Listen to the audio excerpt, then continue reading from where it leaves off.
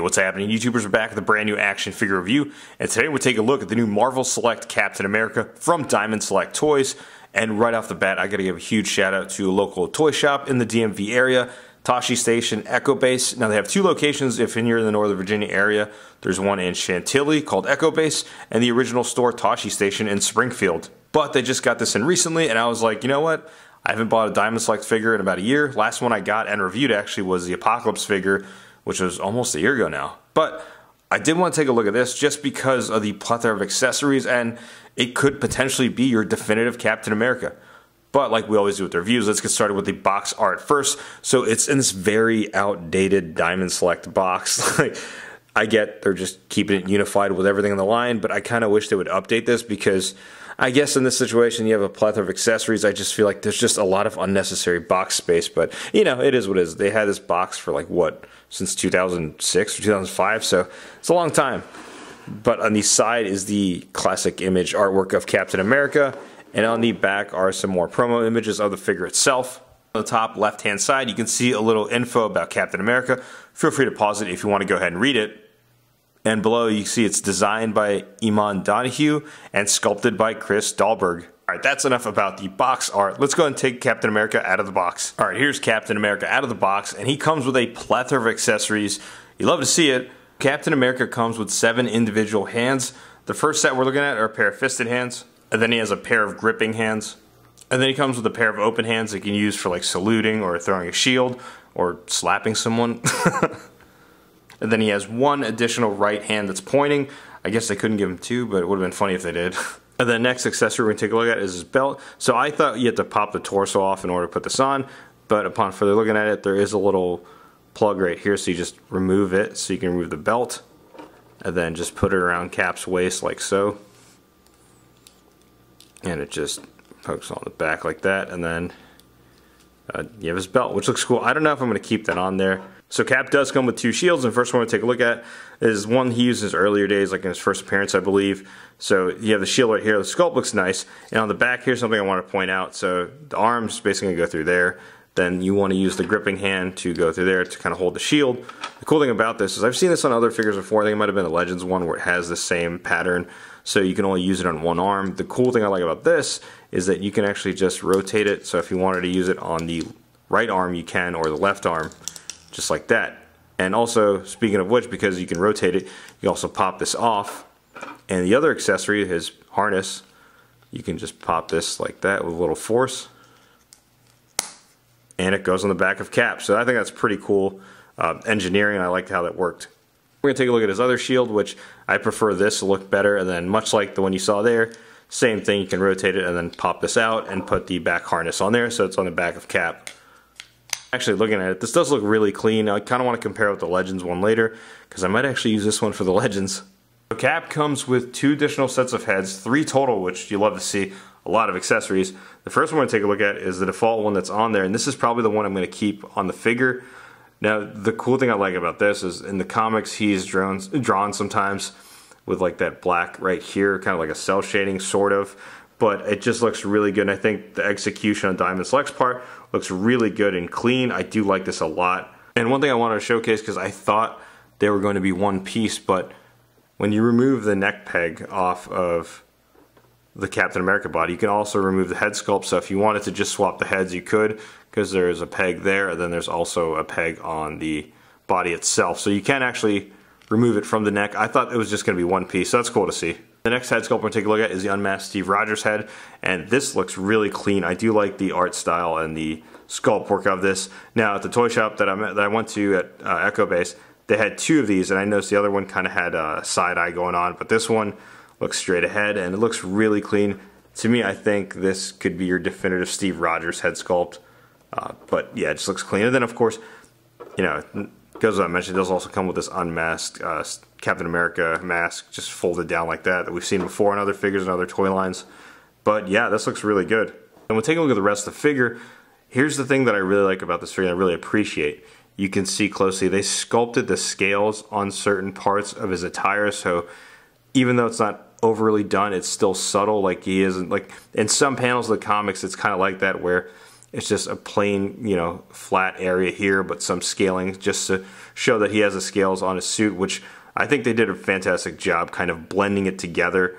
Whereas you've seen before, like in the Marvel Legends, it's just straight up scaled suit, which, to be fair, that's how it is in the comic books, in some of the comic books he's appeared in, but I do like the subtleness of kind of combining both, which looks really nice. But in terms of like the rest of the figure, it's your standard, Captain America aesthetic. The one thing I was kind of confused about was, I remember when this figure was first announced, it was shown with pinless joints, and you can see it's nice that it's kind of blended in there, but there are pins showing on this figure. So I'm wondering if that was the plan all along, for this figure to have pins, or at one point they wanted to go pinless, then budget wise they just went with the pins. But yeah, it's kind of interesting. Now, just going over a quick rundown of articulation, he has 2 points on the neck, which there's a joint at the top and the ball joint at the bottom, which the cool thing about that is it gives it a nice range looking up and also a nice range looking down, which is impressive for Diamond Select standards.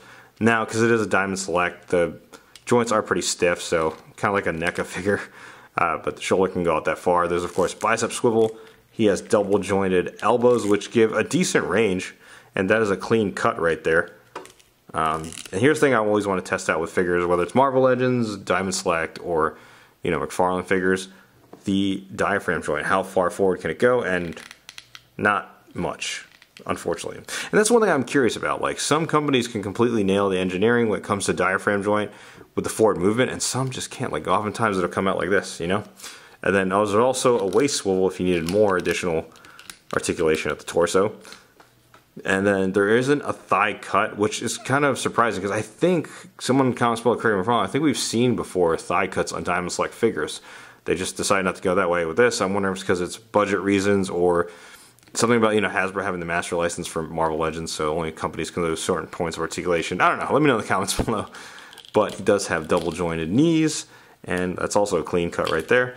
He also has boot swivel, and then ankle rotation and ankle pivot.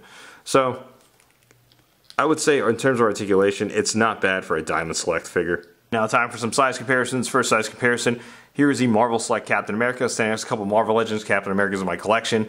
We have the 20th anniversary Captain America on the left, and the 80th anniversary on the right, which I still prefer that one over the 20th, but that's just my preference.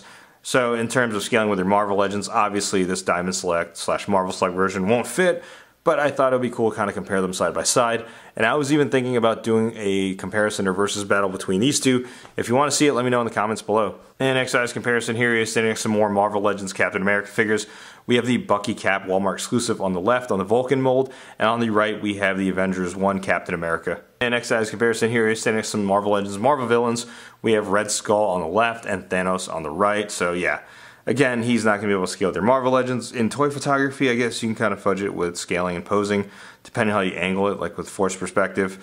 I think you can definitely probably make it work between these two, but yeah, he's definitely not going to fit in your Marvel Legends display. And next size comparison, here he is standing some 7 scale figures from McFarlane Toys DC Multiverse line. We have the Batman 3 Joker's Batman on the left and the Collector Edition Wonder Woman on the right. Now, for the Batman one, I guess this could work because it's on the Hush body mold, so it is a little bit taller than like the Nightfall one, because Nightfall will look short of this cap.